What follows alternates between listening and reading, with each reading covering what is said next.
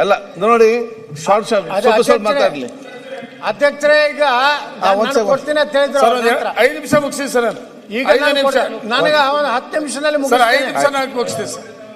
ಎತ್ತರ ಮುಗಿಸಿ ಮಾತಾಡ್ಲಾ ಸರ್? ನಾನು ಒಂದು 5 ನಿಮಿಷ ಆಗ ನಾನು ಹೇಳಿದ್ದೆ ಎತ್ತರ ಒಂದು ವರ್ಷ ಮುಗಿಲಿಲ್ಲ ಅಧ್ಯಕ್ಷರ. ನೋಡಿ ಅಧ್ಯಕ್ಷರೇ, ನಾ ಬೆಳಿಗ್ಗೆಯಿಂದ ಹೌದೌದು ಸರ್, ಆಯ್ತು ಮಾತಾಡ್ಲಿ. Okay sir, okay sir, okay sir, okay sir. ಈಗ ಇದು ನರೇಗಾ ಸಂಬಂಧಪಟ್ಟಾಗೆ ಚರ್ಚೆ.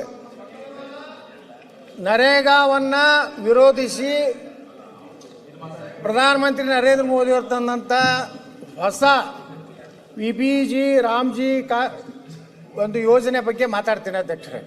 ಇದನ್ನು ಬಿಟ್ಟು ಭ್ರಷ್ಟಾಚಾರ ಬಗ್ಗೆ ಅದ್ರ ಬಗ್ಗೆ ಮಾತಾಡಕ್ಕೆ ಹೋಗೋದಿಲ್ಲ. ಅದನ್ನು ಆ ಒಂದು ಇದಕ್ಕೆ ಟಚ್ ಮಾಡೋದಿಲ್ಲ. ತಾವೇನು ಇದ್ರ ಬಗ್ಗೆನೂ ತಾವು ತಪ್ಪು ತಿಳ್ಕೊಬಾರ್ದು ಕೇಳ್ಕೊಂಡು, ಅಧ್ಯಕ್ಷರೇ, ಇವತ್ತು ನಮ್ಮ ದೇಶದಲ್ಲಿ ಕಾಂಗ್ರೆಸ್ ಪಕ್ಷ ದೊಡ್ಡ ಅಪಪ್ರಚಾರ ಮಾಡ್ತಾ ಇದೆ. ಮನ್ರೇಗಾ ತೆಗೆದಿದ್ದಾರೆ, ಗ್ರಾಮೀಣ ಜನರ ಉದ್ಯೋಗವನ್ನು ಕಸಿದುಕೊಂಡಿದ್ದಾರೆ. ಇದು ಕೇಂದ್ರೀಕೃತವಾದಂಥ ದಿಲ್ಲಿಯಿಂದ ಆದೇಶದ ಮೇಲೆ ಗ್ರಾಮ ಪಂಚಾಯತಿಗಳಲ್ಲಿ ಕೆಲಸ ಮಾಡುವಂಥ ಒಂದು ವ್ಯವಸ್ಥಿತವಾದಂಥ ಅಪಪ್ರಚಾರ ಈ ದೇಶದಲ್ಲಿ ನಡೆದಿದೆ. ಅಧ್ಯಕ್ಷರೇ, ಇವತ್ತು ಈ ಒಂದು ಮಹಾತ್ಮ ಗಾಂಧಿ ರಾಷ್ಟ್ರೀಯ ಗ್ರಾಮೀಣ ಉದ್ಯೋಗ ಖಾತ್ರಿ ಈ ಒಂದು ನಮ್ಮ ದೇಶದಲ್ಲಿ ಹಿಂದಿನ ಕಾಂಗ್ರೆಸ್ ಸರ್ಕಾರ ತಂದಾಗ ಇಲ್ಲಿಯವರೆಗೆ ಅದರ ಅನುಭವದ ಮೇಲೆ, ಯಾಕಂದರೆ ಅಧ್ಯಕ್ಷರೇ, ಇದು ಮೊದಲು ಕಾಲಕ್ಕೆ ಇವತ್ತು ನಾವು ಹೆಸರುಗಳು ಬದಲಾವಣೆ ಹಾಕೋತ ಬಂದಿದ್ದಾವೆ ಅಧ್ಯಕ್ಷರೇ. ಮೊದಲು ಇದೇ ಯೋಜನೆಯನ್ನು ಕಾಂಗ್ರೆಸ್ ಸರ್ಕಾರದವರು ಜವಾಹರ್ ರೋಜ್ಗಾರ್ ಯೋಜನೆ ಎತ್ತಿತ್ತು.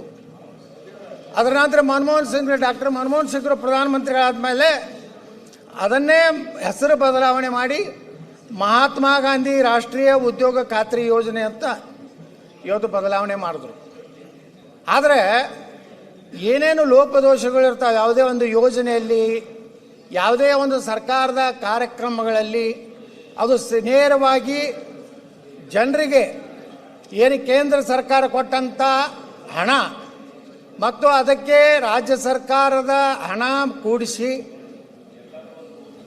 ಒಂದು ಗ್ರಾಮಕ್ಕೆ ಹೋಗಬೇಕಾದ್ರೆ ಅಲ್ಲಿ ಏನೇನೋ ನ್ಯೂನ್ಯತೆಗಳದಾವ ಏನೋ ಅನ್ನುವಂಥದ್ದನ್ನು ಅಧ್ಯಯನ ಮಾಡಿ ಚಿಂತನೆ ಮಾಡಿ ಇವತ್ತು ಈ ಒಂದು ಮಹಾತ್ಮ ಗಾಂಧಿ ರಾಷ್ಟ್ರೀಯ ಗ್ರಾಮೀಣ ಉದ್ಯೋಗ ಖಾತ್ರಿ ಯೋಜನೆಯ ಬದಲು ಅದರಲ್ಲಿರುವಂಥ ನ್ಯೂನ್ಯತೆಗಳ ಬಗ್ಗೆ, ಅಧ್ಯಕ್ಷರು, ಇವತ್ತು ನ್ಯೂನ್ಯತೆಗಳು ಏನು?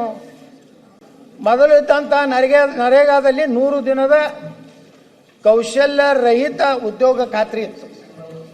ಈಗ ಕೇಂದ್ರ ಸರ್ಕಾರ ಅದನ್ನು ಪ್ರತಿ ಕುಟುಂಬಕ್ಕೆ 125 ದಿವಸ ಕೌಶಲ್ಯ ಸಹಿತವಾದಂಥ ಉದ್ಯೋಗ ನೀಡುವಂಥ ಕೆಲಸ ಮಾಡಿದೆ. ಅದರ ಮೊದಲು 100 ದಿವಸದನ್ನು ಇವತ್ತು 125 ದಿವಸ ಮಾಡಿದ್ದಾರೆ. ಏನು ಇದರಲ್ಲಿ ಏನು ಅನಾಹುತ ಆಗಿದೆ? ಏನು ಗ್ರಾಮೀಣ ಜನರ ಒಂದು ಉದ್ಯೋಗ ಕಸುವಂಥದ್ದಾಗಿದೆ? ಕೇವಲ ಕೂಲಿ ಕೆಲಸದ ಮೇಲೆ ಕೇಂದ್ರೀಕರಣ ಇತ್ತು ಅಧ್ಯಕ್ಷರೇ. ಇವತ್ತು 2047 ಭಾರತ, ವಿಕಸಿತ ಭಾರತ, ನಮಗೊಂದು ಗುರಿ ಇರಬೇಕು. ಹೆಂಗೆ ಅಂದರೆ ಶ್ರೀಮತಿ ಇಂದಿರಾ ಗಾಂಧಿಯವರು ಇದ್ದಾಗ ಗರೀಬಿ ಹಟಾವು, 20 ಪಾಯಿಂಟ್ ಪ್ರೋಗ್ರಾಮು, ಅನೇಕ ಏನು ಇವತ್ತು ಯೋಜನೆಗಳನ್ನು ತೊಗೊಂಡು ಬಂದಿದ್ರು. ಯಾಕಂದರೆ ಅಂದಿನ ಕಾಲದಲ್ಲಿ ಬಡತನ ಅನ್ನುವಂಥ ಭಾಳ ದೊಡ್ಡ ಸಮಸ್ಯೆ. ವಿದೇಶದಿಂದ ಗೋಧಿ ಬರ್ತಿತ್ತು. ಯಾವ ಅಮೇರಿಕಾದಲ್ಲಿ ಹಂದಿಗಳಿಗೆ ಹಾಕುವಂಥ ಗೋಧಿ ಭಾರತಕ್ಕೆ ತಂದು ನಮ್ಮ ಜನರಿಗೆ ಕೊಡುವಂಥ ಪರಿಸ್ಥಿತಿ ಇತ್ತು.